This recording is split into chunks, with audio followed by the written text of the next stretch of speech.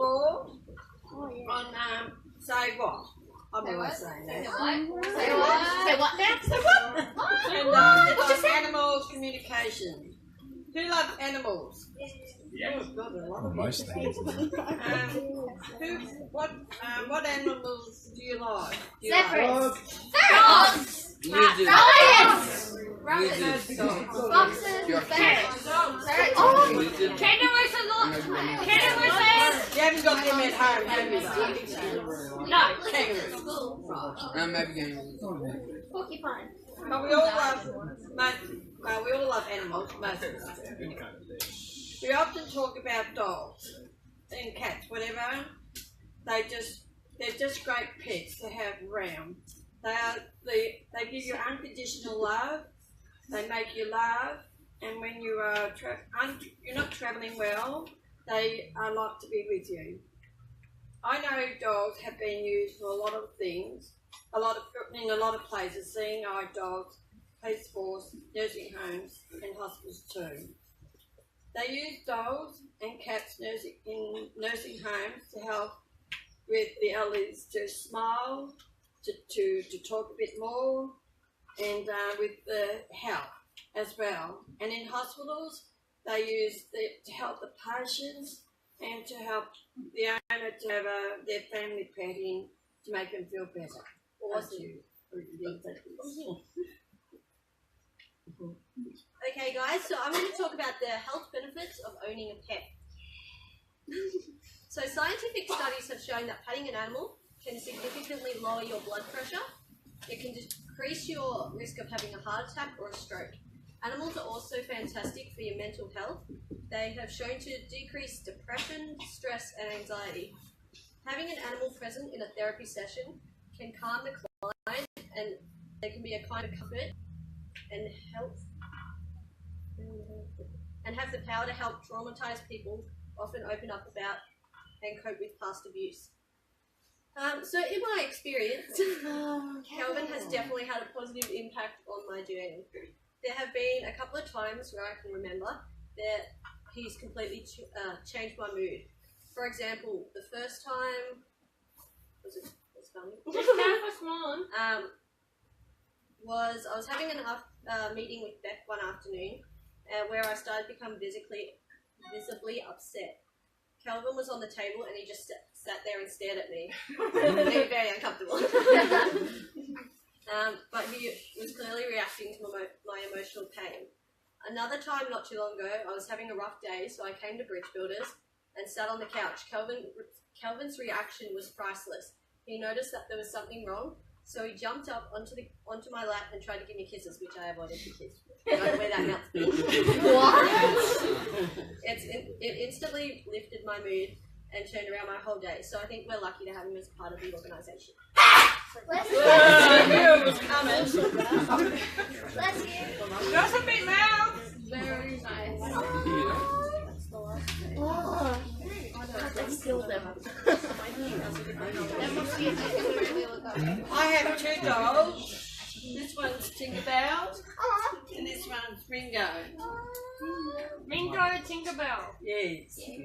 And Tinkerbell, they are both small, cute, and sit at the window or at the front door, and they bark at people. Either they've got two-legged or four legs, and I sometimes, So when someone comes on my property, Tinkerbell's bark is much louder than Ringo. Ringo will just, like Tinkerbell will bark, and Ringo will go like this, So Tinkerbell goes, and then Ringo goes. So Tinkerbell is louder than Ringo, and she talks to me to tell me that somebody is coming on my property. So and then when she gets a little bit out of control, well, the pair of them, I tell them to shut up or be quiet. No, don't do that. I love my dog. Just so you know where they live. My other dog, Ringo, is dead. Oh. I've had challenges with him. I have to make sure that he's looking at me, and I have to wave my hand, and then I tap the leg, and to make sure that, and then I make him follow me wherever I want to go. There we go. I should think. Right, so what types of therapy animals do you guys know of? Horses. Beautiful. Perfect. Cats. Perfect. Bunnies.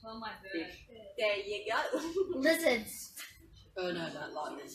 No, I don't like snakes. Mouse. No. They're so cute. Ferrets.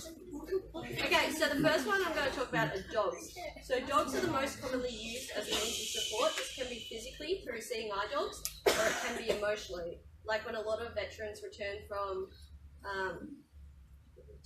a lot of returning veterans can struggle with PTSD and rely on dogs to cope with emotional situations that may trigger every day. But you don't need to be a veteran to have an assistance dog. There are plenty of people in the community who use them to help them cope with anxiety and depression. Dogs have also the ability to sense when something medical is going to happen. Okay, cats.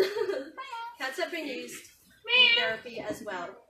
For individuals that may be intimidated or afraid of dogs. We don't know who would be, but it's common to see them in nursing homes as they weave in and out of rooms, checking on patients, pausing to snooze and snuggle.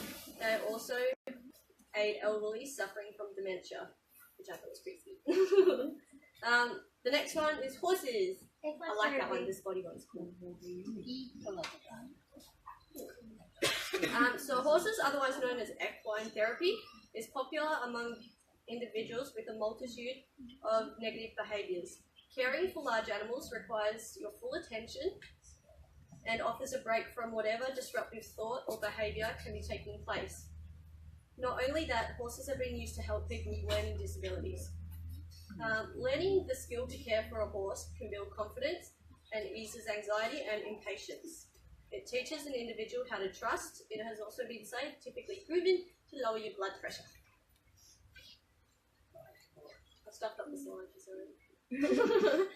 Guinea pigs and rabbits have been used as a more convenient form of therapy. These small animals offer the same assistance with comfort and companionship, fine motor skills and emotional and behavioural benefits as their canine co-workers, but being smaller pets, they have the benefit of being easily contained, cared for those individuals who may not be able to care for a dog or a cat. Birdies! Okay, birds. Parrots have been known to have a high level of empathy. Mine does not. He bites my finger. No, but then he wolf whistles when you bend down. So making them fantastic emotional support animals. Parrots can be taught words, phrases, which help individuals and their animals work together during certain hard times. There have also been cases of veterans suffering PTSD who worked with abused birds in a sanctuary to help ease their symptoms and provide care for the birds that were in need. And the last one, that I found really surprising. Snakes. I love snakes. Snakes I and love lizards. turtles. Reptiles. Reptiles have been used for those struggling with depression, eating disorders, and substance abuse. This is because caring for a reptile takes a great deal of concentration and offers the individual a break from their emotional, mental, or physical struggles. It can also build confidence. So I found out that they mostly use Pay attention, guys. reptiles in LA, which I thought was cool. But I think they should do it everywhere.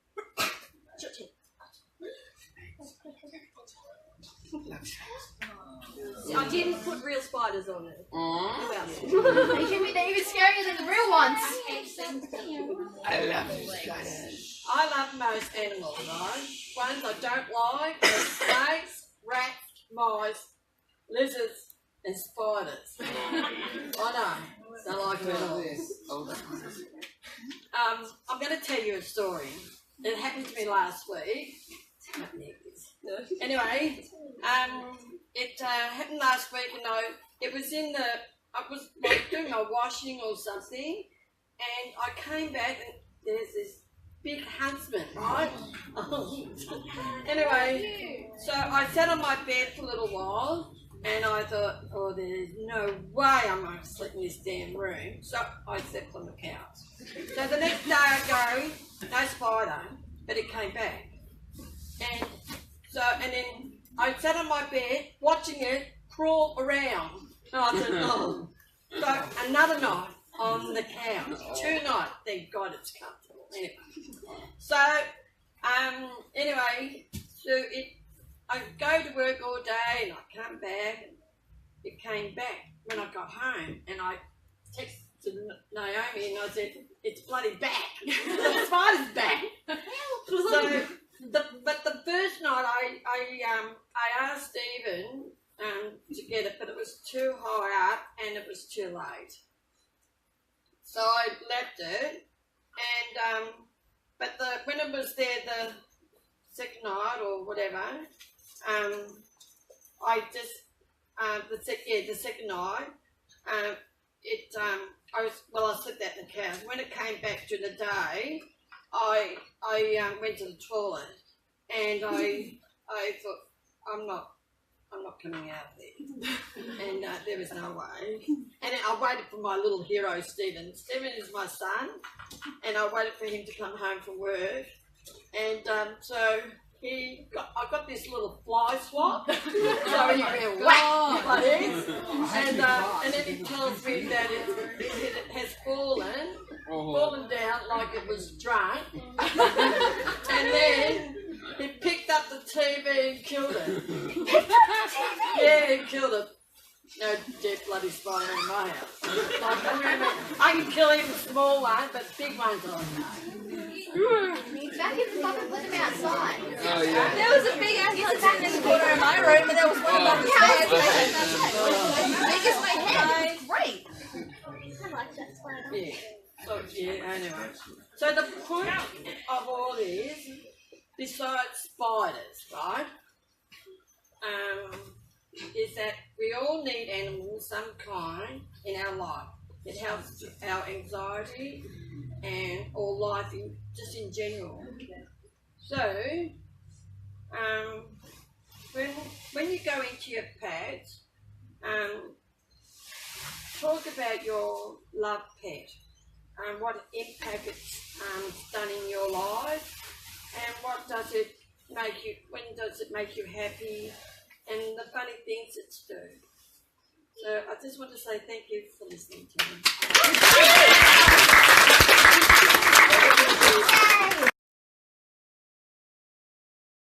3, 2, 1, let's jam.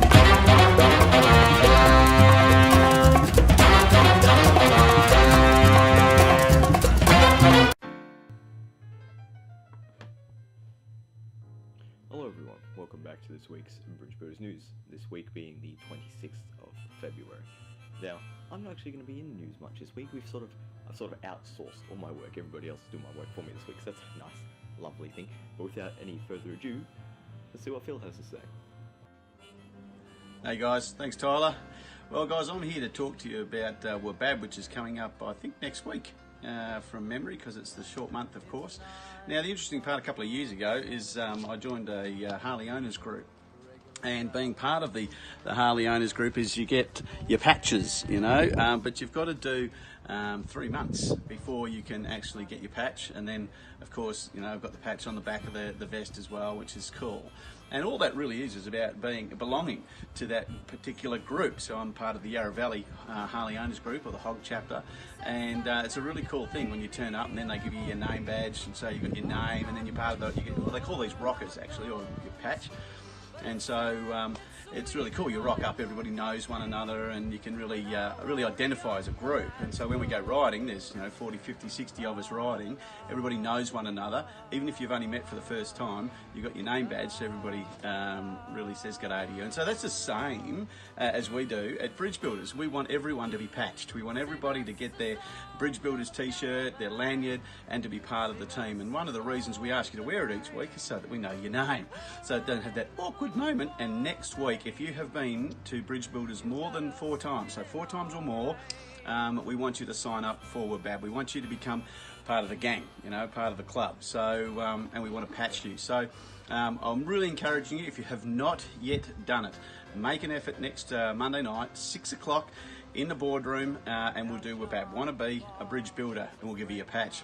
And I'll see you there, I guess. So I think I'm going over to Naomi now. Over to you, Naomi. See ya.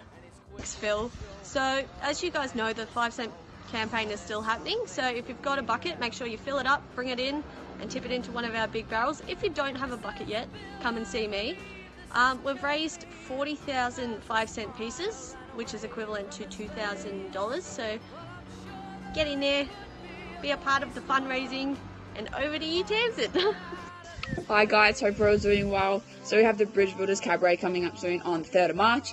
It is an 18 plus event, so if you're under 18, I'm sorry, sucks for you, you're going to have to wait. But if you are over 18, 100% put your name down. I did last year and it was so much fun. So it is a magic theme this year. We had Patrick, Holly and Brayden performing tricks here last week, and they're going to be doing those same tricks at the cabaret. So if you know people that would be interested in that, or if you are that someone that would be interested, book out a table because it is absolutely awesome. Hope to see you guys there. Thank you, Tamsin. For those of you who do not know, we have a Bridge Builders app, and I'm just going to show you a little preview here. It is a fantastic app where you can find out all the different information about what's happening at Bridge Builders. You can get it on your Apple or on your Android. So all you have to do is just jump in the Apple store or the Android store. I'm not sure what that's called because I have an Apple phone. But jump in and just type in Bridge Builders. It's all lowercase and it's one word. It'll come up straight away. It's got our little Bridge Builders icon and you can download it whenever you have Wi-Fi. But it's fantastic. You can log in, you can see what's happening, you can post stories and photos, and you can communicate about all the different apps, all the different events that are happening in our app, which is really, really exciting. So if you haven't got it, get on it, and back to Tyler in the studio. So thanks for that last bit of information there, Beck. That brings us to the end of the news for this week. We've covered everything we need and wanted to cover, so hopefully you learned something more about WBAB that you might not know before from Phil and his lively jacket. You can see I got such a lovely jacket too, but it's not quite the same jacket. Anyway, that brings us to the end. Hope you enjoyed it, hope you learned something. Good night.